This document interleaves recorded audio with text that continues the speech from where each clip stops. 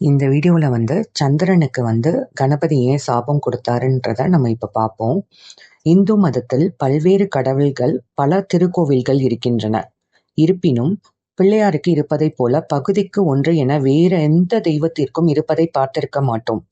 முழு முதல் கடவுளாக பார்க்கப்படும் கணபதியை வணங்கிய பின்னர்தான் மற்ற தெய்வங்களை வழங்கப்பட வேண்டும், பூஜிக்கப்பட வேண்டும் என முக்கிய விதியை இந்து மதத்தில் பின்பற்றப்படுகின்றது.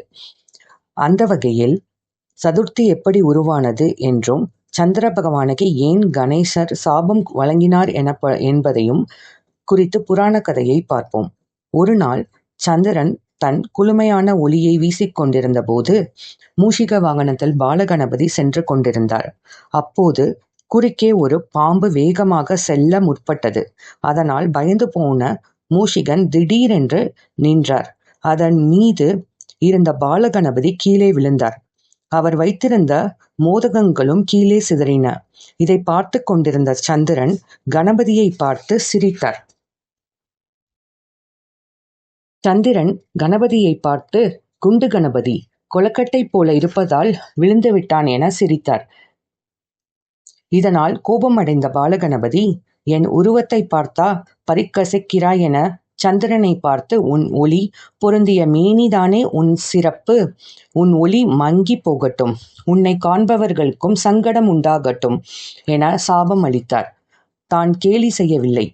உங்களின் குழந்தை விளையாட்டை பார்த்து ரசித்துக் கொண்டிருந்தேன். என்னை மன்னியுங்கள் என கேட்க, என்னால் கொடுத்த சாபத்தை முழுமையாக திரும்ப பெற முடியாது. உன் ஒளி மங்கி மீண்டும் பெருகட்டும். ஒளி குறைவதை அமாவாசை என்றும், முழு ஒளியுடன் இருப்பதை பௌர்ணமி என்றும் அழைக்கப்படும் என கணபதி சந்திரனுக்கு அருளினார். சந்திரன் இப்படி அமாவாசை, பௌர்ணமி என மாறி மாறி வருவதை வைத்துதான் இந்து மதத்தில் பல்வேறு திதிகள் கடைபிடிக்கப்படுகின்றது. அப்படி அமாவாசை பௌர்ணமி தினத்திற்கு 4 நாட்களுக்கு பின்னர் வருவதுதான் சதுர்த்தி திதி. தினமும் ஒவ்வொரு திதி வருவது உண்டு. அந்த வகையில் மாதந்தோறும் 2 திதிகள், அதாவது அமாவாசை பௌர்ணமி திதிகள் நிலவை அடிப்படையாக வைத்து வருகின்றன. நாம் இரவில் வானத்தை பார்க்கும் போதெல்லாம் நம் கண்களுக்கு குளுமை தரக்கூடியவராக சந்திரன் உள்ளார். அவர் என்னதான் குளுமையாக ஒளி பொருந்தியவராக இருந்தாலும் அதில் சற்று கலக்கத்துடன் இருப்பார். அது மட்டுமில்லாமல் பௌர்ணமியில் மிகவும் பிரகாசிக்கும் நிலவு அமாவாசையில் ஒளியின்றி மறைந்து காணப்படும். இதன் மூலம் ஒருவர் என்னதான் ஒளி வீசுவது போன்ற செல்வம், அறிவு, திறமை இருந்தாலும் அவர் விளக்கு போல் அவருக்கும் மற்றவர்களுக்கும் ஒளி வீச வேண்டுமே தவிர நெருப்பாக மாறி தன்னையும் மற்றவரையும் சுட்டரிக்க கூடாது.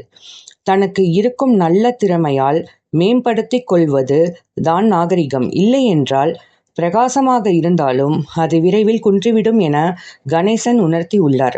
நன்றி.